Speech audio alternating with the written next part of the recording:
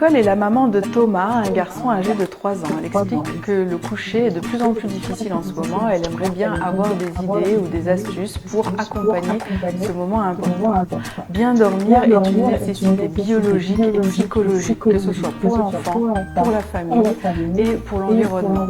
Un enfant qui dort mal, c'est un enfant qui peut développer des difficultés de concentration, d'attention, mais aussi des difficultés à gérer et réguler ses émotions. Il est donc très important de l'accompagner, vous avez raison, dans un bon sommeil.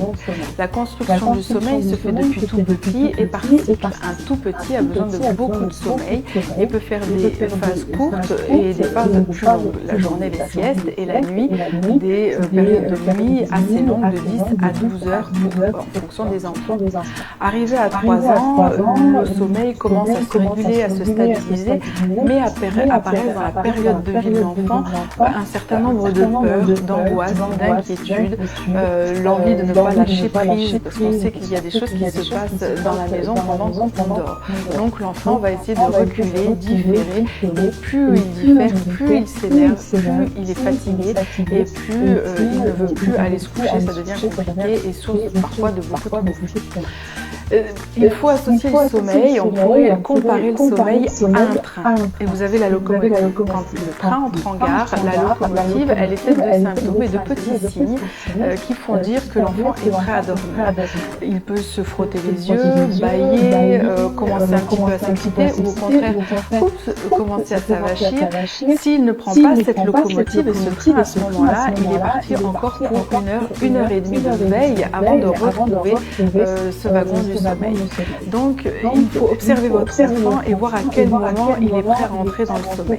Et du coup, anticiper ce moment de sommeil en faisant tous les petits rituels. Vous pouvez proposer un bain, arriver au soir pour apaiser votre enfant, le faire manger pas trop tard, n'essayez pas d'attendre si le parent, le papa ou la maman arrive trop tard, ne l'attendez pas, faites manger votre enfant et faites tous les petits rituels de brossage de dents, de pipi, remplir le verre d'eau, lire la petite histoire, de sorte que quand le wagon et la locomotive entrent en gare, ils soient prêts à pouvoir rentrer dans le sommeil de façon sereine.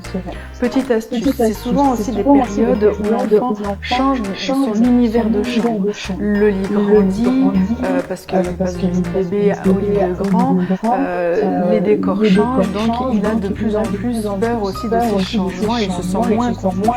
Proposez un environnement un peu cocoon, un peu sécure.